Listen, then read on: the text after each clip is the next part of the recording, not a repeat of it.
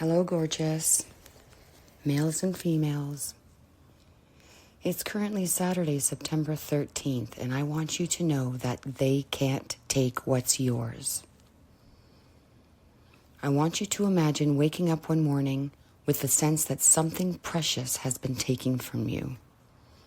Not a thing you can point to on a shelf, but a thread of your life.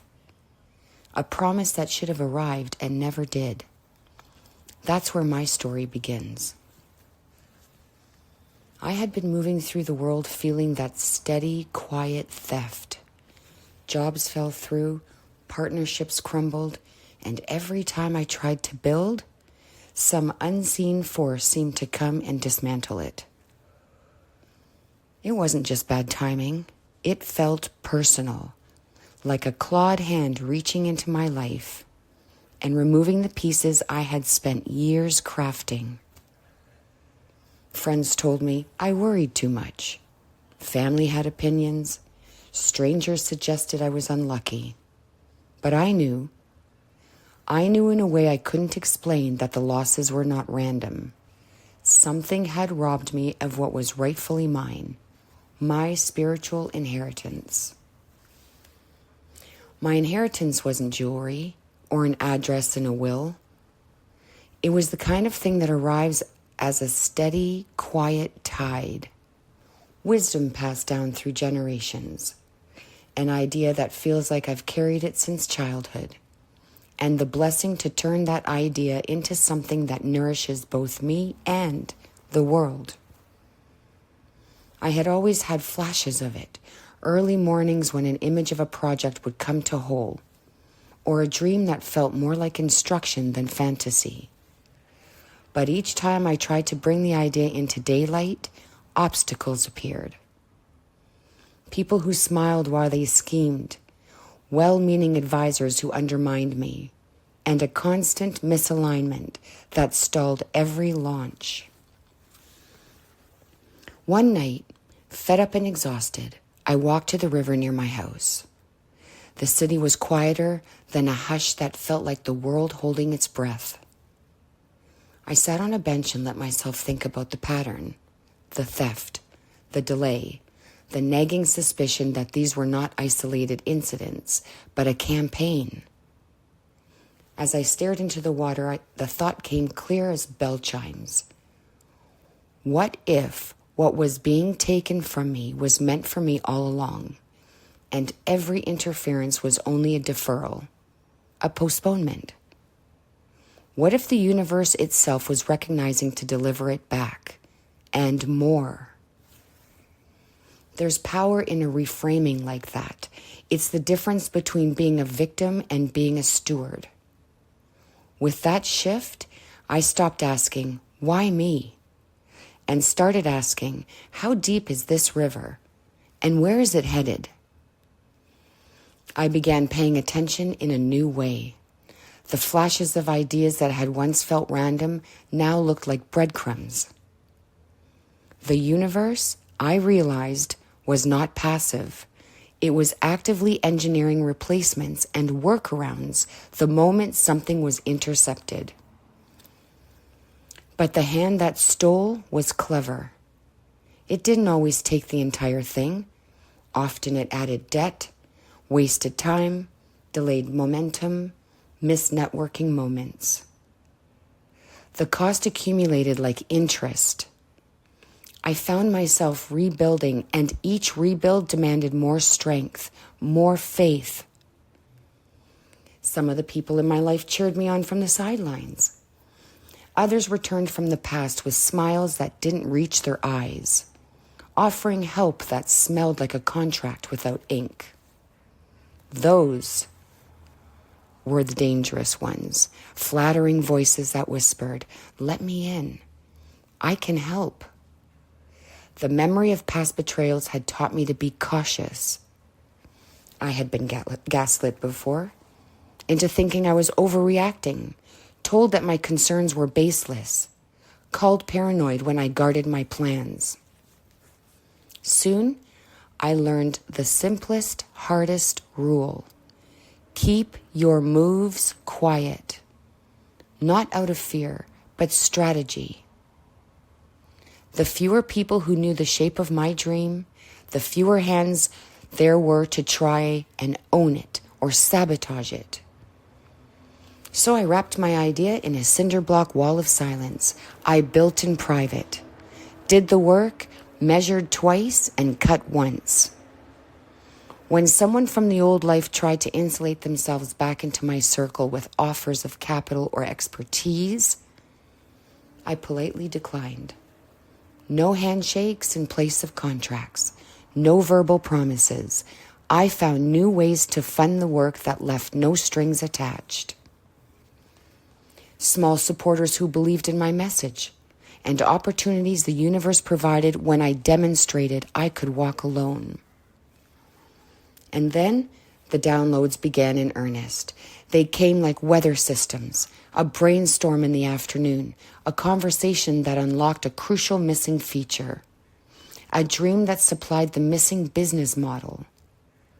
I woke with blueprints in my head and sketches on my nightstand. I followed them, even when the path twisted.